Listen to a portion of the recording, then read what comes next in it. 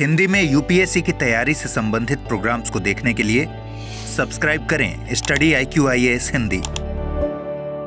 नमस्कार साथियों, मैं कुणाल आप सभी का study IQ IAS Hindi YouTube channel पे स्वागत करता हूं। हमारी आज की क्लास में हम लोग बात करने वाले हैं यूपीएससी सिविल सेवा परीक्षा की तैयारी कैसे शुरू करें। देखिए, दरअसल वर्ष 2025 के लिए सिविल सेवा परीक्षा जो प्रारंभिक परीक्षा होनी थी वो अब आयोजित हो चुकी है। अब लोग या तो मुख्य परीक्षा की तैयारी करेंगे, लेकिन मुख्य परीक्षा की तैयारी केवल वही कर सकते हैं जिन लोगों का प्रदर्शन प्रारंभिक परीक्षा में अच्छा रहा हो। इसके अलावा बाकी सभी लोग अब तैयारी करेंगे वर्ष 2026 की प्रारंभिक परीक्षा के लिए।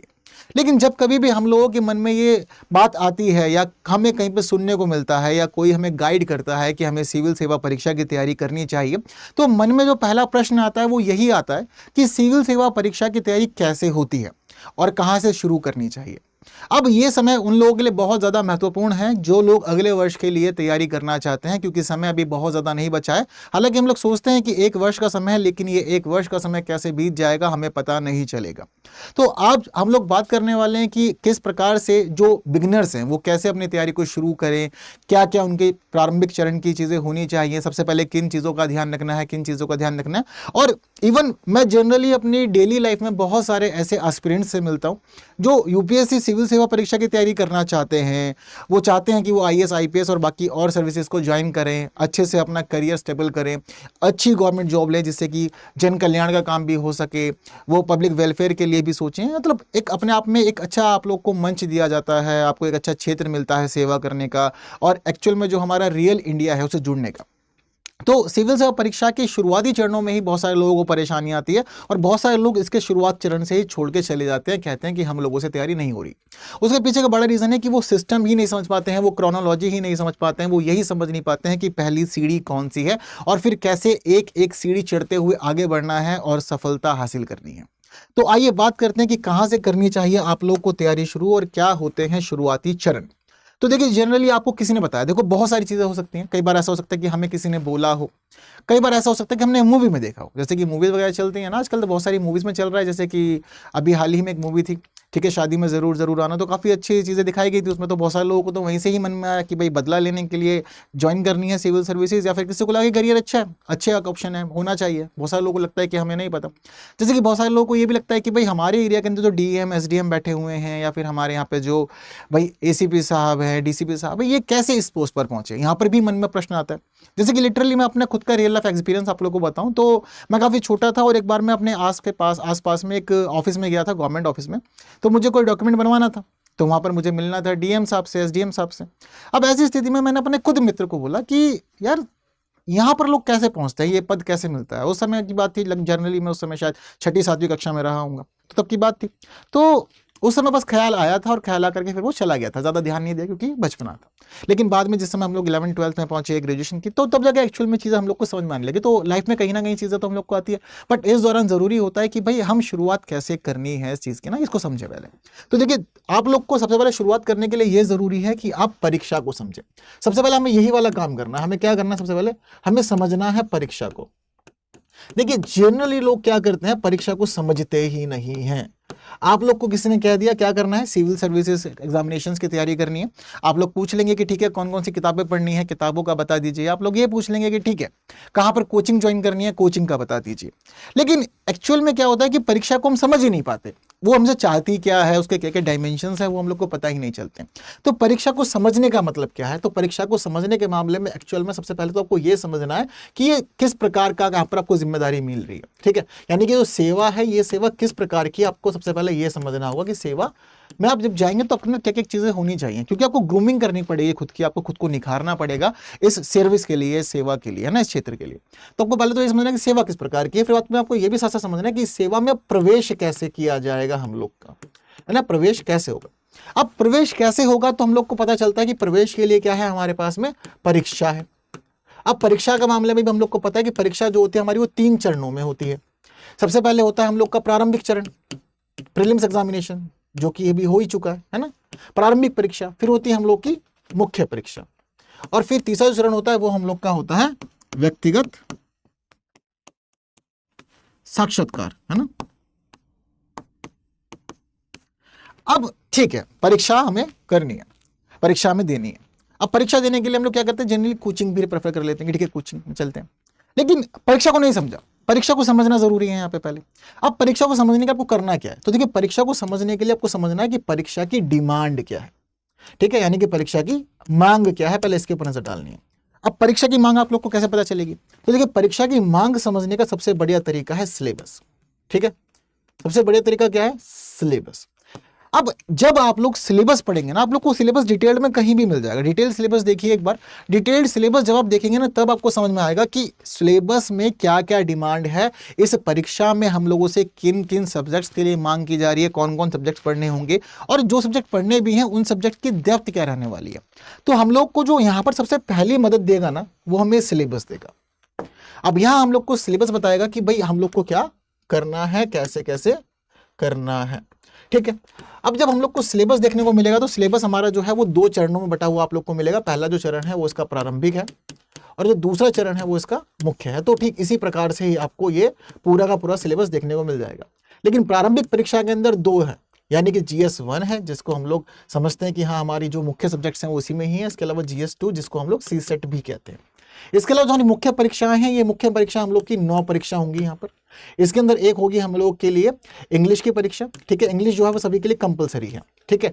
एक होगी हम लोग की लैंग्वेज परीक्षा, ठीक है, लैंग्वेज के मामले में हम लोग खुद ही चूज कर सकते हैं कि कौन सी भाषा हम लोग लेना चाहते हैं। जो संविधान की 8वीं अनुसूची की भाषा है उनमें से आप कोई भी चुन सकते हैं, यहाँ पर ही आपको विकल्प मिल जाता है। इसके अलावा एक परीक्षा होगी यहाँ पर हम लोग की निबंध की। निबंध के बाद हम लोग की परीक्षा होंगी GS के सब्जेक्ट की, और GS की होंगी हमारे लिए 4 परीक्षाएं। इसके बाद हम लोग को ऑप्शनल भी देखना पड़ेगा, सबका अपना एक पसंदीदा ऑप्शनल होता है, यानी कि जो सबसे अच्छा दोस्त है हमारा, सबसे बेस्ट सब्जेक्ट जो हम पसंद करते हैं वो हमारा ऑप्शनल हो जाएगा। और ऑप्शनल की 2 परीक्षा होंगे, तो टोटल कितने हो गए, 2 और 4 6 7 8 और 9, तो टोटल 9 होते हैं हमारी मुख्य परीक्षा के अंदर परीक्षाएं, अलग अलग पेपर होते हैं, ठीक है। अब किस पेपर की क्या डिमांड है, कौन सा पेपर क्या पूछ रहा है, किस सब्जेक्ट से जुड़ा हुआ है, हमें इसके लिए क्या करना पड़ेगा, सिलेबस ही पढ़ना पड़ेगा।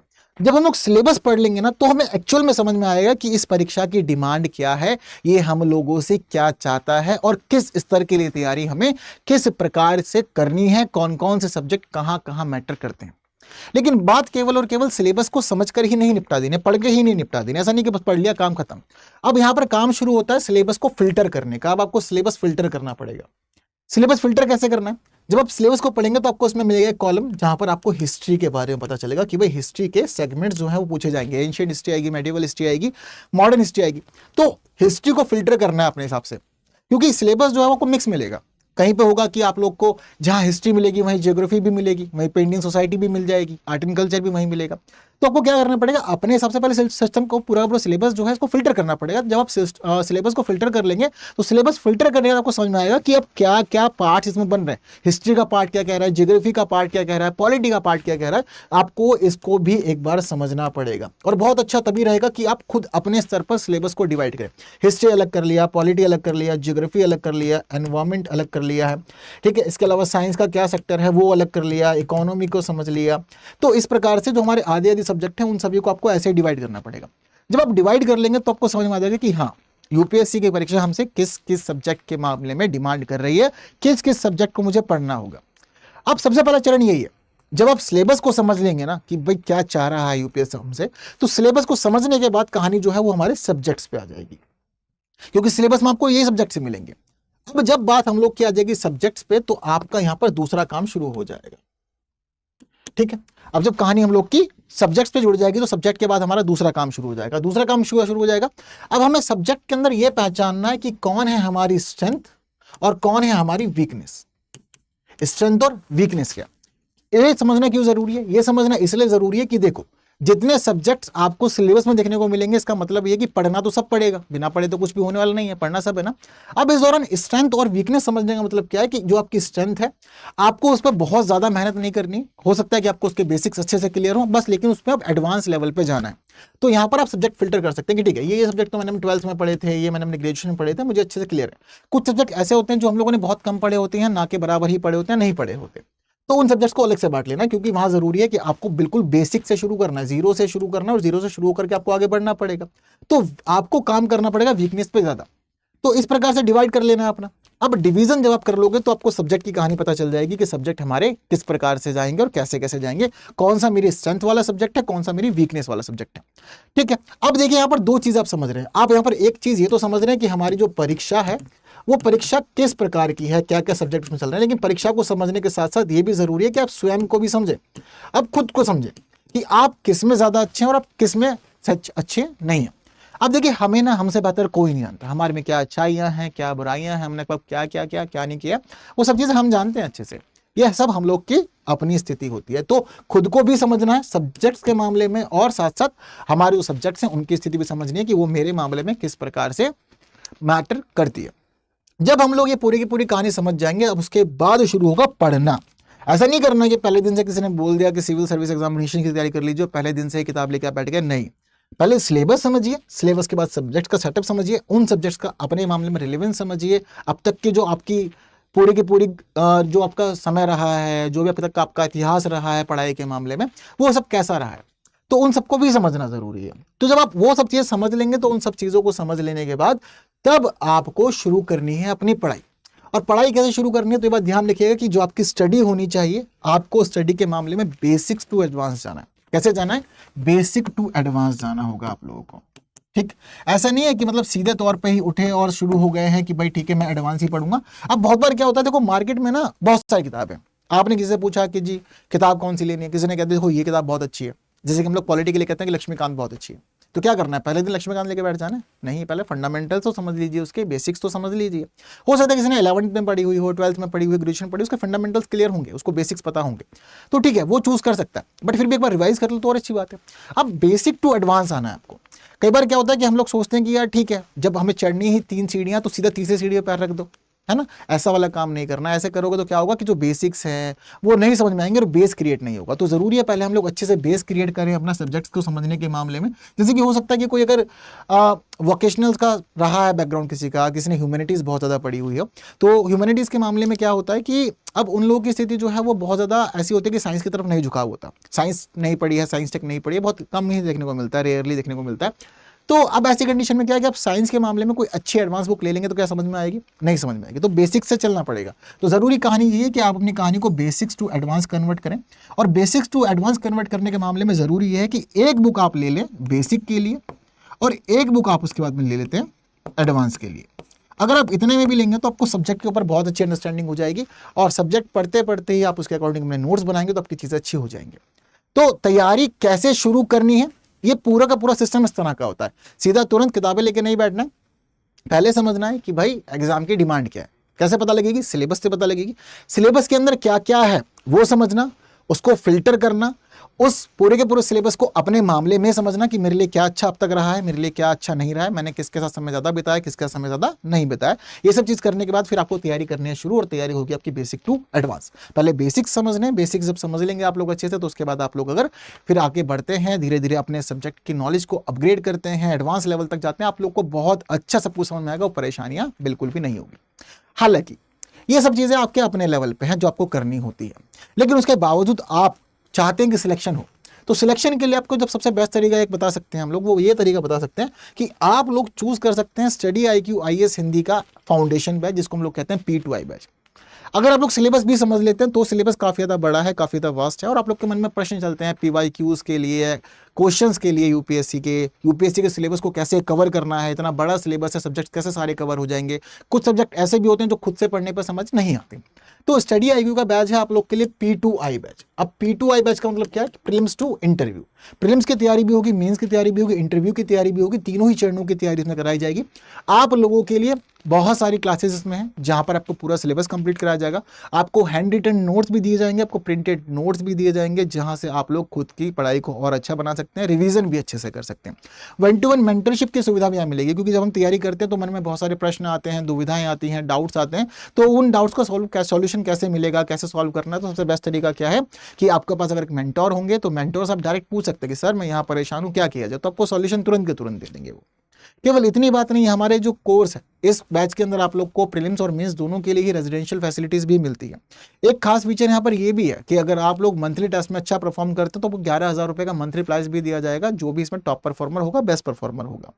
तो ये हमारे बैच की बिल्कुल मेन जो इंपॉर्टेंट फीचर्स हैं, ये सारे फीचर्स हैं, और ये बैच आप लोगों की तैयारी को बिल्कुल बेसिक टू एडवांस ले जाने के लिए बहुत ज़्यादा खास है और बहुत ही इंपॉर्टेंट बैच है। तो फिलहाल दरअसल स्टडी IQ के अंदर चल रही है अर्ली स्टार्ट ऑफर सेल।